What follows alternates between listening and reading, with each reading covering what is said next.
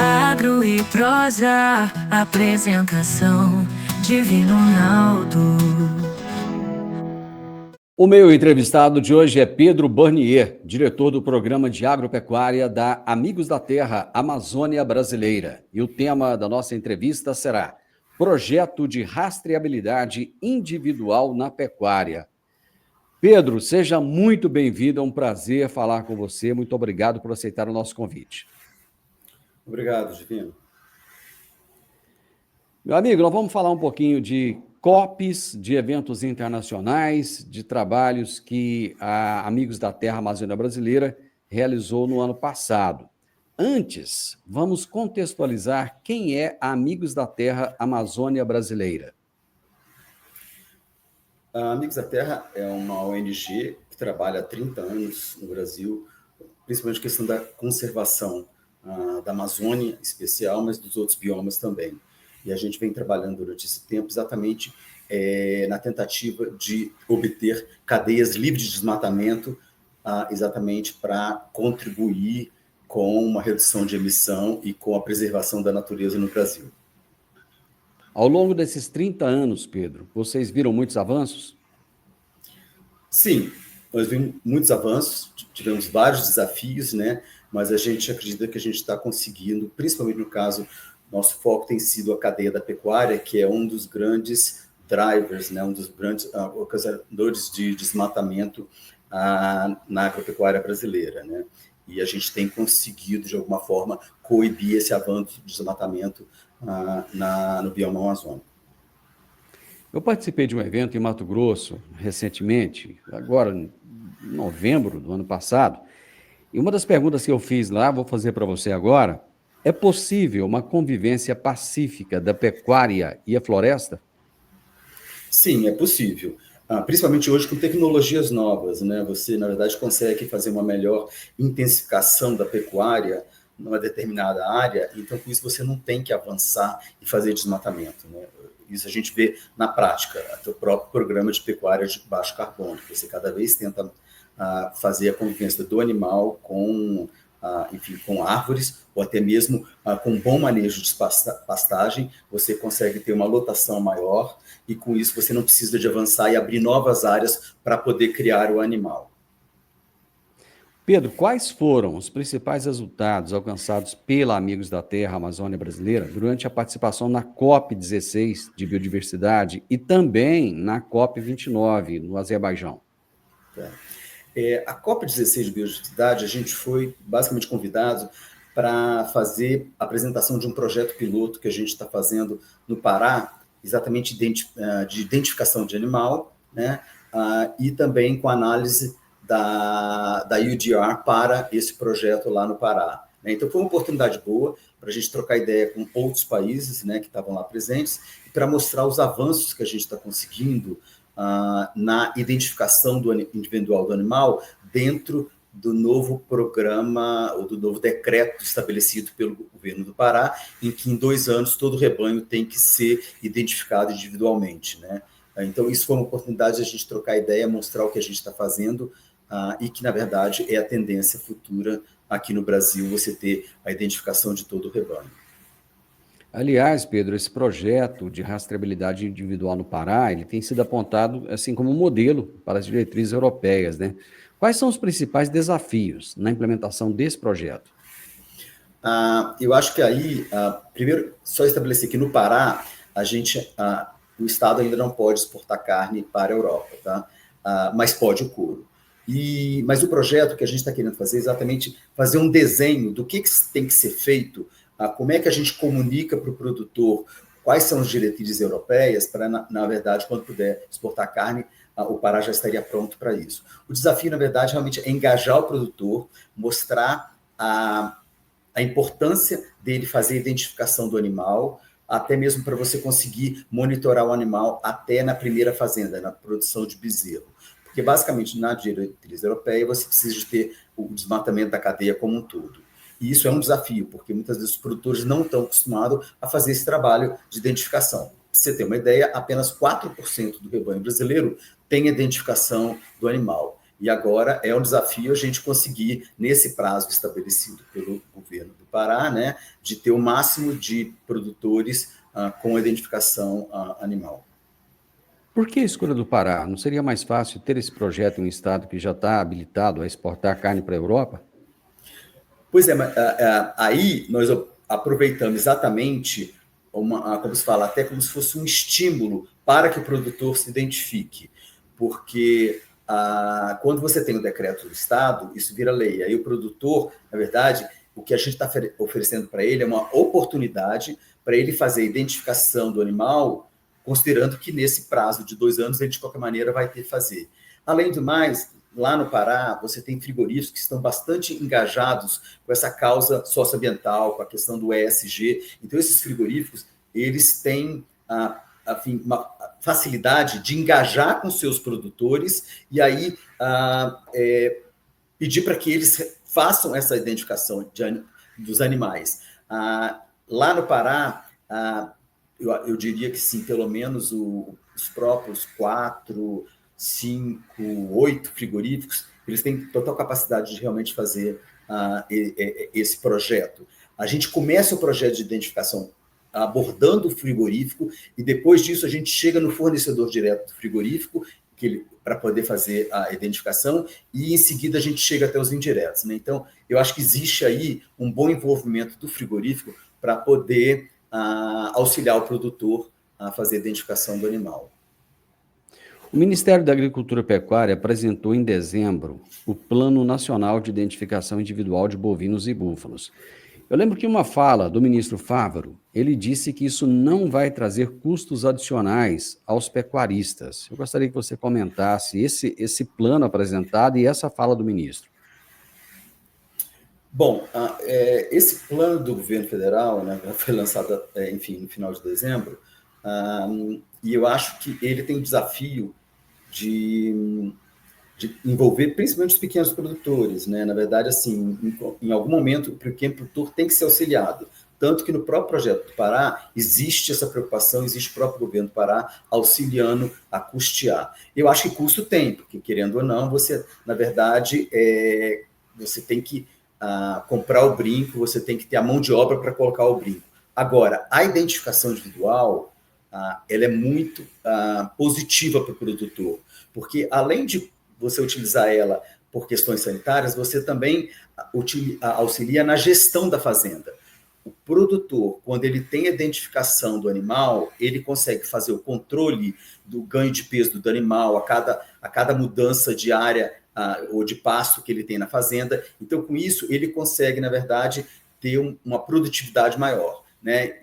Nem todos os produtores têm essa visão, mas os produtores que já começaram, que são, na verdade, quase que os líderes, eles já começam a ver ganhos exatamente em você ter uma administração, uma gestão do rebanho, uma forma mais eficaz. Então, você tem o custo inicial, mas no futuro ou a médio prazo, você tem esse ganho de produtividade e você, na verdade, consegue operar, enfim, com mais lucratividade. O fato de sermos um país continental, de termos uma pecuária muito pulverizada, principalmente com muitos pequenos criadores, isso não dificulta a implementação de um plano como esse? Sim, dificulta.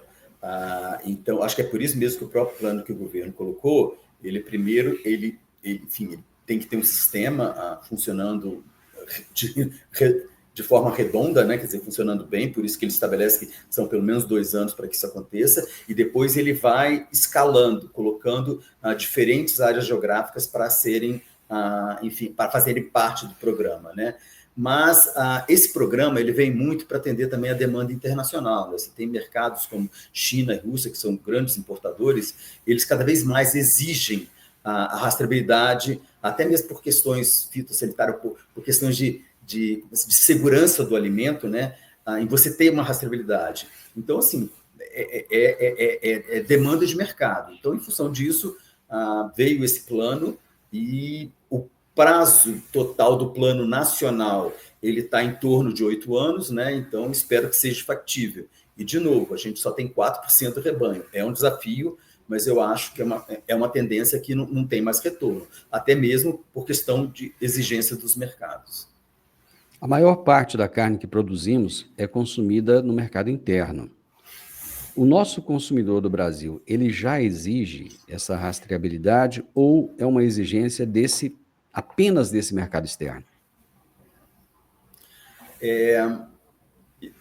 O consumidor brasileiro, ele ainda talvez não tenha essa percepção da importância, mas eu diria que inconscientemente ele valoriza sim a rastreabilidade individual. Eu fiz, inclusive na minha tese de doutorado, eu testei alguns atributos de sustentabilidade e como é que o consumidor ele via isso. E um dos atributos valorizados pelo produtor realmente foi a rastreabilidade. Conhecer a origem do animal, não só até o frigorífico, mas até a fazenda. Então, isso é uma coisa que o produtor valoriza, mas eu acho que, na verdade, a gente ainda não tem produto no mercado e que dê essa garantia, né? O próprio projeto do piloto, a gente espera poder criar aí um produto em que possa ser vendido no supermercado e que você tenha 100% de garantia da origem, né? E aí eu acho que o consumidor consegue, na verdade, fazer essa opção na hora que for comprar a carne.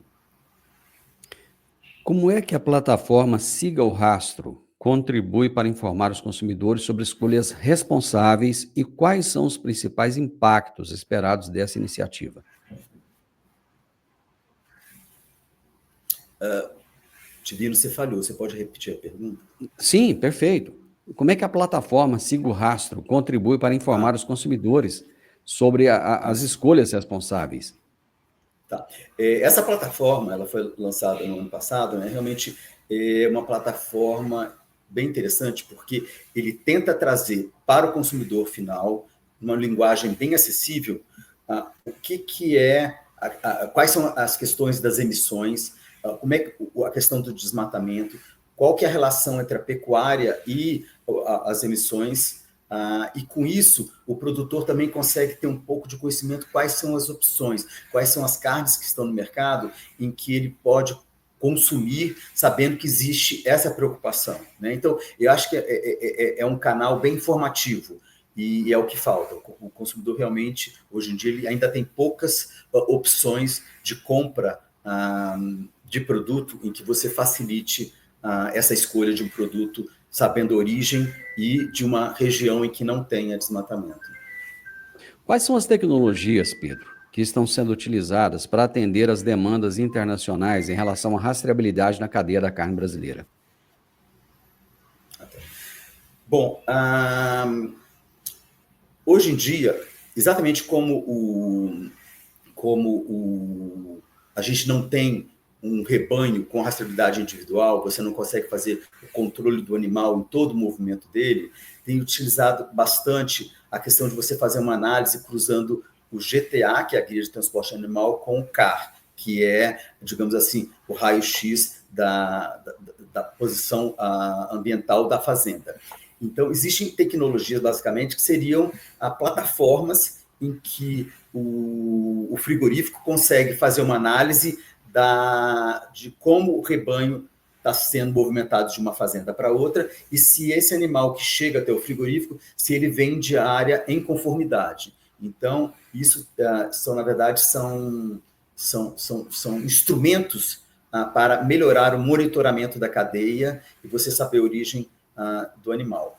Agora, existem também algumas tecnologias de redução de emissão, de você ter um protocolo de baixo carbono, por exemplo, que é o protocolo que a própria Embrapa desenvolveu. Ela desenvolveu o carbono neutro e agora está para lançar o protocolo de carne baixo carbono.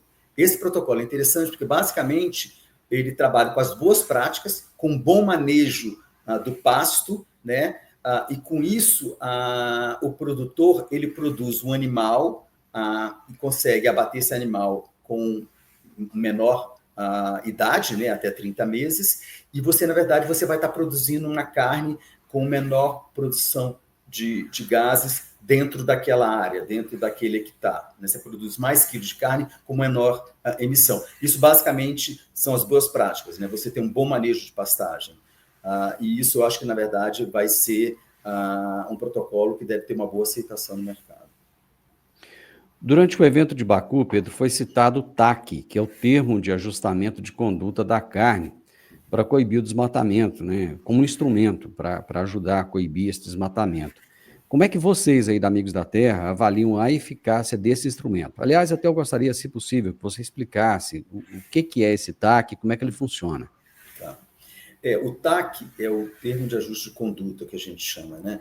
É o seguinte, o Ministério Público Federal do Pará, desde 2009, ele estabeleceu esse termo de ajuste, chamando os frigoríficos para assinarem um termo e para garantir que eles iriam comprar animais de áreas que não tivessem tido desmatamento legal, ou seja, a partir de 2008, conforme o Código Florestal. E com esse TAC, que já tem praticamente 15 anos, ele faz com que os frigoríficos eles tenham uma administração na compra dos animais e comprem animais, principalmente fornecedor direto, que não venham de áreas de desmatamento. E isso, na verdade, tem melhorado, digamos assim, o desempenho dos frigoríficos, no caso do Pará, em ter uma venda, um abate de carne sem que seja de área com desmatamento. E agora esse TAC está sendo expandido para outros estados, né? Também da Amazônia. Então, Mato Grosso, Mato Grosso, Tocantins, Amazônia, Rondônia, também já estão fazendo esse TAC, ele já tem o TAC. O Pará saiu na frente, ele, na verdade, já tem 15 anos, e você vê um maior número de frigoríficos aderindo esse TAC. Né? Isso veio por ordem do Ministério Público Federal, e com isso, a maior parte dos frigoríficos, eles consideram isso um instrumento importante para trabalhar uma cadeia livre de desmatamento. Pedro, eu acho que existe uma confusão quando se fala em desmatamento, que existe o desmatamento ilegal, mas existe um desmatamento legal também, né? Quando fala em desmatamento, inclui o desmatamento legal também ou só o ilegal? Bom, aí tem duas formas, né? Tem o desmatamento, que a gente chama de desmatamento zero, aí realmente algumas empresas, né, elas já têm esses compromissos, né, os grandes frigoríficos, com esse desmatamento, compromissos até externos, né, em não ter desmatamento na sua cadeia até 2025, até 2030, por exemplo. Esse desmatamento zero, na verdade, o produtor ele não pode desmatar, mesmo que ele cumpra o Código Florestal, ou seja, ele poderia, dentro do Código Florestal, em cada estado, em cada região, você pode desmatar um certo percentual. Então, por exemplo, lá na Amazônia, você poderia desmatar a sua fazenda em 20% da área. Então, se você só tem 10% da área desmatada, você ainda poderia desmatar mais 10%. Né? Então, com desmatamento zero, você não pode, na verdade, desmatar. E isso é para cumprir alguns compromissos, né, que exigem desmatamento zero. Agora, tem o desmatamento ilegal, que é aquele em que o produtor ele desmata além do que já poderia ter desmatado. Então, no caso lá do Pará, do Amazônia, e se ele tem, digamos, 20% da área desmatada, se ele desmatar mais 10%, ele está desmatando de forma ilegal. E estudos indicam que a maior parte do desmatamento no Brasil ainda é ilegal. Então, realmente, assim, a gente tem um trabalho aí, pelo menos, vamos falar assim, um trabalho por etapas, né? Eu acho que primeiro coibir o ilegal, tá? Ou seja, aquele desmatamento que está indo contra a lei, né? E que está tendo ainda bastante. Então, e também coibir o desmatamento como um todo, que aí é uma tendência, né? Existem vários compromissos externos para você não desmatar, como o próprio IUDR, né? IUDR nós estamos falando aí de desmatamento zero, né? Então, são esses dois diferentes desmatamentos que a gente está analisando. Como é que a organização Amigos da Terra trabalha para apoiar as comunidades locais na implementação de práticas sustentáveis e também na adaptação a essas novas exigências do mercado internacional? Um bom exemplo disso é esse nosso piloto no Pará, né? A gente conseguiu uma verba, né, para exatamente fornecer para os produtores pequenos e médios, né, que são os que necessitam mais, de brincos, de botões eletrônicos, exatamente para cumprir com a portaria do decreto do estadual lá do Pará. E, além disso, também ter um técnico que acompanhe, né, enfim, uma assistência técnica para informar para o produtor, né, o que deve ser feito para, na verdade, cumprir essa nova diretriz. Então, a gente começa a fazer trabalho realmente em campo para chegar à informação mais próxima do produtor. Além disso, também, a própria análise da UDR, ainda existem várias questões que estão não muito bem explicadas para o produtor. Então, a gente tenta, através de guias, né, a informar o detalhe de uma UDR.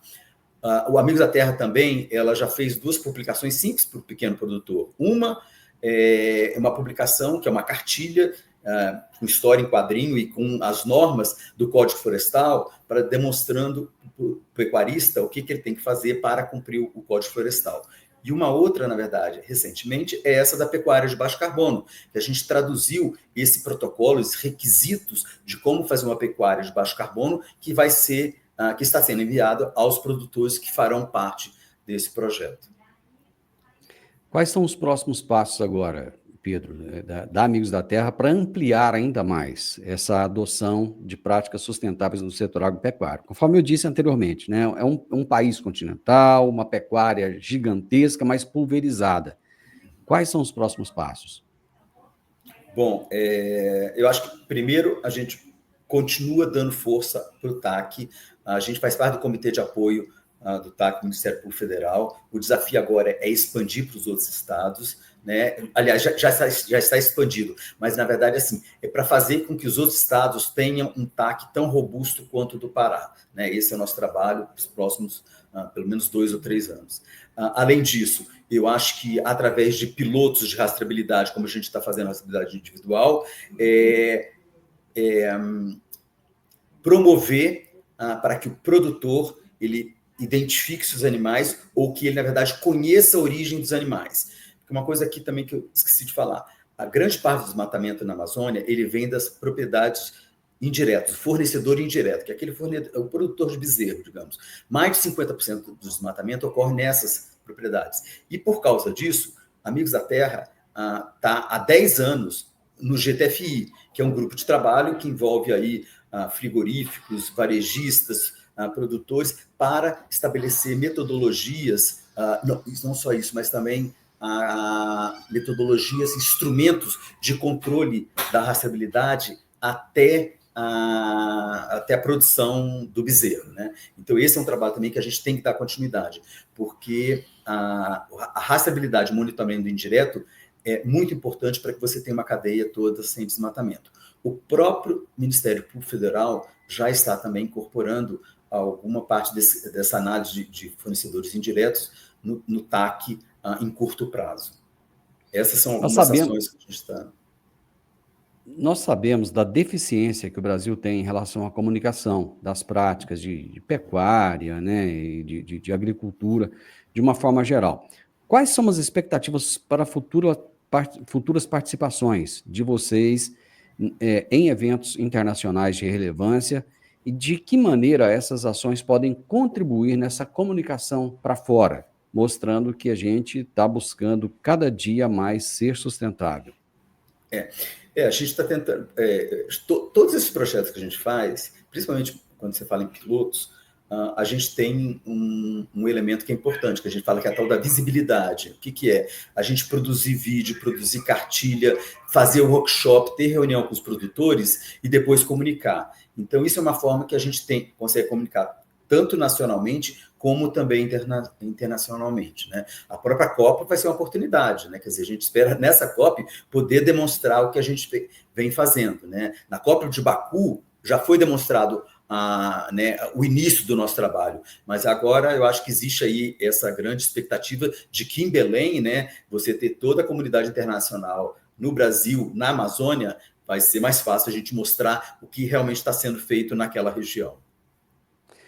O fato da COP ser em casa é um grande atrativo, né, Pedro? Quer dizer, o mundo virá para o Brasil, né? E estará de olho no que está acontecendo, né? Mas eu acho que é uma coisa boa. As últimas COPs acabaram sendo em países que têm relação com produção de petróleo, né? Na verdade, agora não. A gente está trazendo, na verdade, uma COP para um país agrícola que está recebendo demanda de conservação das florestas, não só na Amazônia, como nos outros biomas também. O Cerrado é um deles, né? E aí eu acho que é um bom momento para o Brasil demonstrar todos os avanços que a gente está tendo. E realmente, eu acho que nós estamos conseguindo, com alguns planos do governo, já melhorar. O próprio plano de rastreabilidade individual é uma coisa que já pode ser explorado, mesmo que ele vai demorar um pouco a ser implementado. E o do Pará, com certeza, eu tenho certeza que o governo do Pará vai demonstrar o máximo de avanço que eles conseguiram, e eles estão correndo realmente para ter o máximo de coisa para mostrar para os participantes, né? Pedro, parabéns pelo trabalho. Eu sei da seriedade da Amigos da Terra Amazônia Brasileira. Parabéns pelas conquistas que vocês têm conseguido aí. E agradeço imensamente por essa disponibilidade, por esse tempo, né, que você nos concedeu aqui. Muito obrigado, viu? Foi um prazer, Divino, né? Estamos à disposição, né, quando precisar. Eu agradeço. Eu conversei com Pedro Barnier, que é diretor do programa de agropecuária da Amigos da Terra Amazônia Brasileira. E o tema da nossa entrevista foi Projeto de Rastreabilidade Individual na Pecuária. E você que nos acompanhou até agora, deixa um like para a gente, compartilhe com outras pessoas, deixa um comentário. E o melhor de tudo, se inscreva nesse canal. Um grande abraço para você e até a nossa próxima prosa. Tchau, tchau.